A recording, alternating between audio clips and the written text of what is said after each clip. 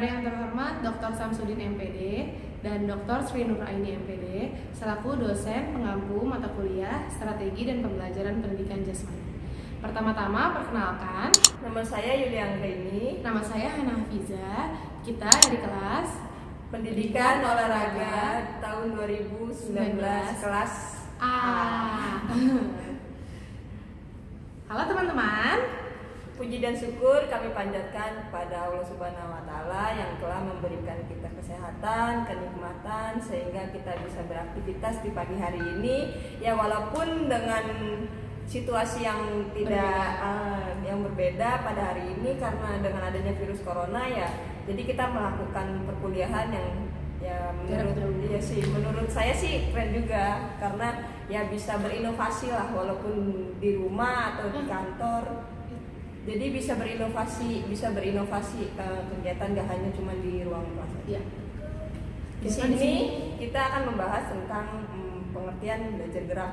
Apa sih belajar gerak menurut kalian semua? Bisa dituangkan di dalam catatannya, di resumenya bisa kalian tuangkan. Nanti kita akan berdiskusi.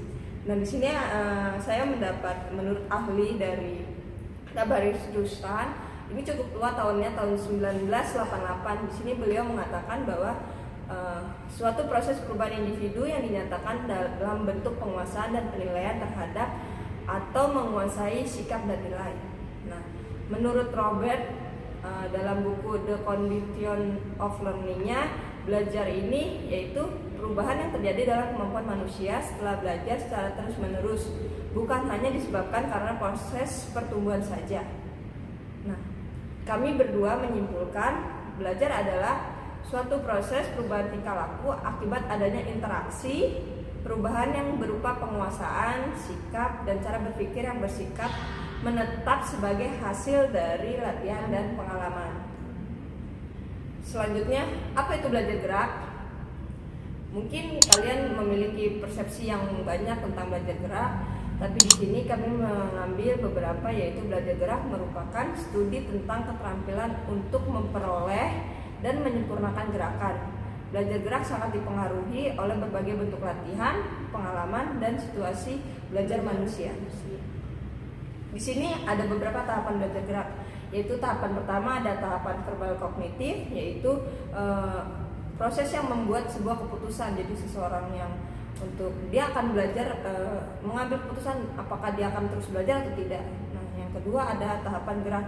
Di sini seseorang memiliki pola gerak yang dikembangkan sebaik mungkin agar peserta didik lebih terampil. Jadi contohnya misalnya seseorang yang sudah memiliki tahap gerak dasar yang seperti berjalannya sudah memiliki di setiap orang. Nah, dia akan berlatih dan kembangkan sebaik mungkin sehingga belajarnya lurus, misalnya nggak belok kanan, nggak belok kiri seperti itu. Terus yang selanjutnya tahapan otomatisasi. Nah, sudah sering banyak sih kita mendengar tentang gerakan otomatisasi itu apa, sebagaimana. Nah, di sini kita mendapatkan pengertian yaitu memperhalus gerakan setelah didik agar mencapai gerakan performanya yang paling bagus, yang paling tingkatannya tuh paling perfect lah ibaratnya gitu. Nah, di sini kemampuan motorik menurut Elizabeth yaitu kemampuan motorik kualitas umum yang ditingkatkan melalui latihan-latihan. Jadi kemampuan motorik itu nggak didapat dengan sendirinya, tapi didapat dengan adanya latihan-latihan. Itu menurut Elizabeth. Nah, kalau menurut Rustan ini kemampuannya itu kapasitas seseorang yang berkaitan dengan pelaksanaan dan peragaan suatu keterampilan yang relatif melekat pada masa kanak-kanak. Misalnya kemampuan motoriknya melempar. Kalau misalnya kan seperti yang kita lihat ya, ada yang melemparnya benar tangannya, misalnya kan untuk gerak dasarnya yang benar itu kan sikutnya harus di atas. Tapi yang sering kita lihat nih kalau di SD, SMP, SMA ya anak-anak tuh sikutnya nggak di atas, tapi ya udah semuanya mereka lempar. Itu sekarang sudah melekat dari masa kanak-kanaknya. Nah, kemampuan gerak itu ada 3, yaitu lokomotor, non lokomotor, dan manipulatif. Sudah sering kita dengar apa sih gerakan lokomotor itu. Nah, gerakan lokomotor itu seperti berpindah tempat, seperti berjalan, berlari, ya zigzag seperti itu. Terus kalau gerakan non lokomotor itu gerakan yang tidak berpindah tempat seperti menekuk badan, terus menekuk sikut, menekuk lutut, seperti gerakan yang tidak melakukan gerakan yang berpindah tempat. Kalau manipulatif ya gerakan yang menggabungkan antara gerakan lokomotor dan non lokomotor. Nah, di sini tuh contohnya seperti melempar, menangkap, terus ada memukul kan, karena kalau misalnya menangkap kan kalau bola di depan kan otomatis kan bergerak kan, kita nggak stay. Jadi ada gerakan yang melakukan gerakan di lokomotor dan non-lokomotor. Nah, di sini ada beberapa taksonomi psikomotornya itu. Di sini ada 6 yang kita dapat dari sumber buku Inovasi Pembelajaran dan dalam Pendidikan Jasmani. Di sini bukunya Giri Wiarto. Nah, di sini ada gerak refleks. Gerak refleks itu gerak yang diakibat adanya sensor yang seperti misalnya seseorang melempar, otomatis kita kan langsung berpindah gitu gerakannya, karena kita melihat sensor dari mata direkam ke otak langsung ke tubuh, itu gerak refleksnya. Nah, kalau gerak dasar di sini gerak yang menjadi dasar keterampilan yang lebih kompleks. Jadi gerak dasar itu gerak yang seseorang itu sudah memiliki sebelumnya. Di sini kemampuan mengamati. Seseorang itu pasti mampu untuk mengamati gerakan. Oh, ini benar nggak gerakannya? Oh, ini salah apa enggak gitu. Karena akan ada efek di dalam gerakan yang kita telah buat. Misalnya seseorang telah melakukan gerakan yang salah, pasti otomatis efeknya bisa cedera di orang tersebut.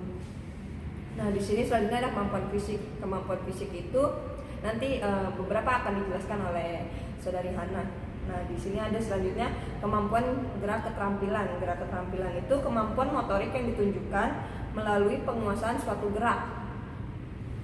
Nah, selanjutnya kemampuan komunikatif, yaitu kemampuan seseorang untuk berkomunikasi dengan menggunakan gerak tubuh. Jadi kalau misalnya tubuh dia melakukan gerakan dengan emosional itu terlihat, terus kalau misalnya tidak emosional dia terlihat. Nah, gerakan itu, kemampuan komunikasi gerakan itu ada 2 juga, ada yang ekspresif sama interpresif ya. Yang tadi saya bilang ekspresif itu masuknya ke emosi. Nah, kalau interpresif itu lebih ke kreatifnya.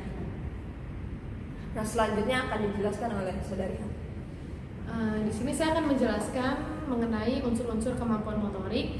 Di sini kami mengambil menurut Muthohir dan Gusril. Menurut Muthohir dan Gusril, unsur-unsur kemampuan motorik itu ada 5. Yang pertama ada kekuatan. Kekuatan yang dimaksud di sini ialah kemampuan seseorang saat berkontraksi atau saat otot itu berkontraksi. Contohnya seperti berdorong. Lalu yang kedua ada koordinasi. Di sini gerakan koordinasi meliputi kesempurnaan waktu antara otot dan sistem syaraf. Contohnya gerakan layup pada saat kita bermain basket. Lalu di kecepatan, di sini kemampuannya berdasarkan kelentukan dalam suatu satuan waktu. Contohnya apa nih Kak? Lari sprint bisa kali ya? Lari sprint.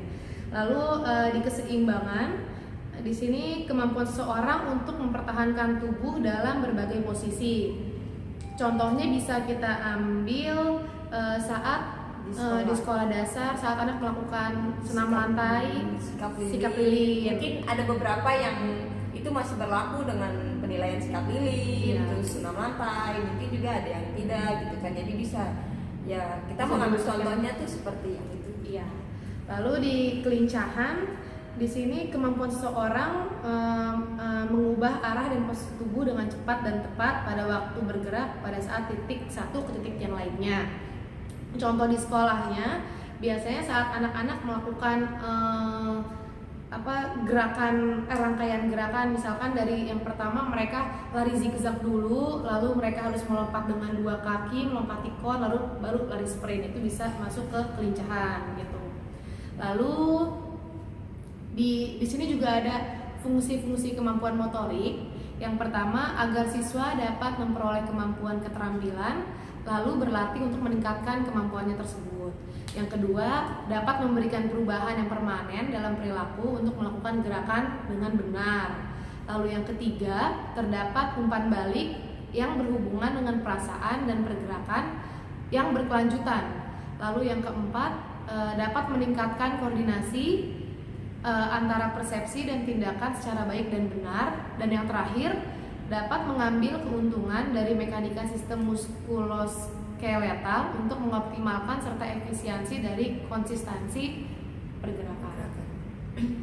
Nah, Di sini kita ada implementasi pembelajaran gerak di sekolah dasar. betul.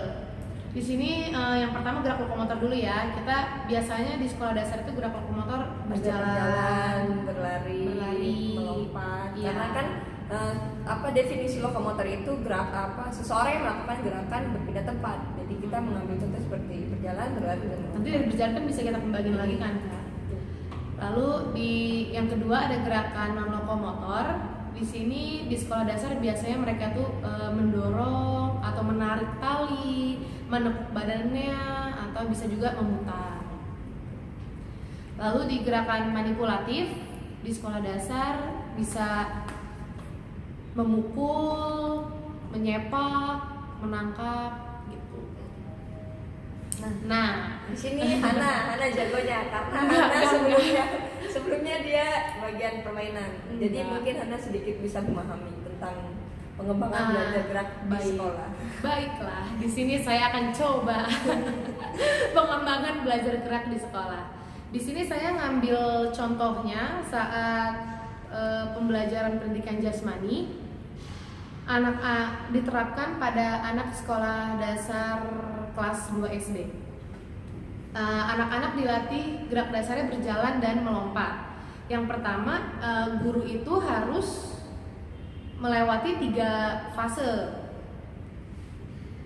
3 fase yang pertama itu ada yang pertama tahap kognitif. Di sini biasanya guru itu harus memberikan informasi untuk menanamkan tentang konsep apa, mengapa, bagaimana siswa harus melakukan gerakan tersebut. Lalu saat siswa telah memperoleh informasi tersebut, diharapkan siswa di dalam pikirannya itu telah merencanakan gerakan apa yang harus siswa lakukan. Nah, di tahap asosiatif, di sini siswa sudah mulai melakukan gerakan sesuai gurunya yang tadi telah sampaikan. Di sini biasanya sering disebut pada tahap pelatihan. Siswa melakukan secara berulang-ulang sesuai dengan karakteristik gerak yang dipelajari, yaitu lari dan lompat. Apabila gerakan tersebut telah dilakukan dengan baik di sekolah maupun di luar sekolah, maka pada akhir tahap ini atau tahap otomatisasi, siswa diharapkan telah memiliki keterampilan lari dan lompat yang memadai. Nah, di ketiga, di tahap otomatisasi, siswa telah dapat melakukan lari dan lompat secara terampil karena siswa telah memasuki tahap gerak otomatisasi. Artinya, siswa dapat merespons secara cepat dan tepat terhadap lari dan lompat yang ditugaskan oleh guru.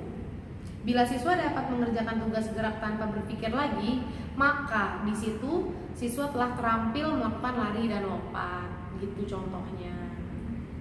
Cukup penjelasan dari kami berdua. Sini kami menyimpulkan bahwa kesimpulan dari pembahasan tentang belajar kita yaitu gerak dasar sekolah itu mencakup pada 3, yaitu gerak lokomotor, non-lokomotor, dan manipulatif.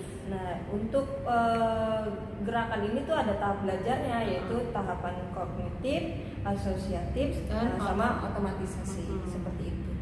Mungkin kami mohon maaf dengan banyak kesalahan yang dari ucapan, dari penyampaian, yang sekiranya kami benar-benar minta maaf dan mohon dibukakan pintu maaf yang sebesar-besarnya. Semoga apa yang kita sampaikan dapat sedikitlah untuk kalian sedikit memahami seperti itu.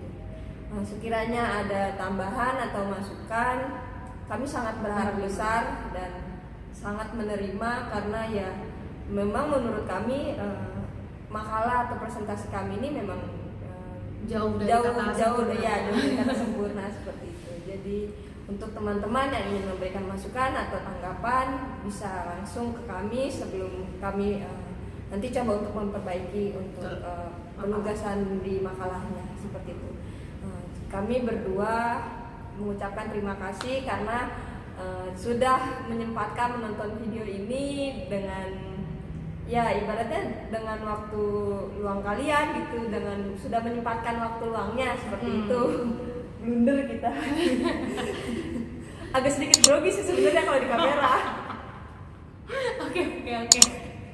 Jadi kami mengucapkan terima kasih, semoga kalian semua selalu dilindungi oleh Allah Subhanahu wa taala, diberi kesehatan, bisa menjalankan aktivitas seperti biasa, dan ya semoga Indonesia terhindar dari virus corona ini dengan cepat sehingga kita bisa bertemu kembali, bisa ngobrol-ngobrol, bisa diskusi bareng, diskusi langsung tatap muka. Dan semoga ini Pak Samsudin dan Bu Sri juga dilindungi ya kayak. Ya itu mah pasti kan, doanya semuanya dilindungi. Ya.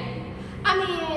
Terima kasih. Assalamualaikum warahmatullahi wabarakatuh. Dadah.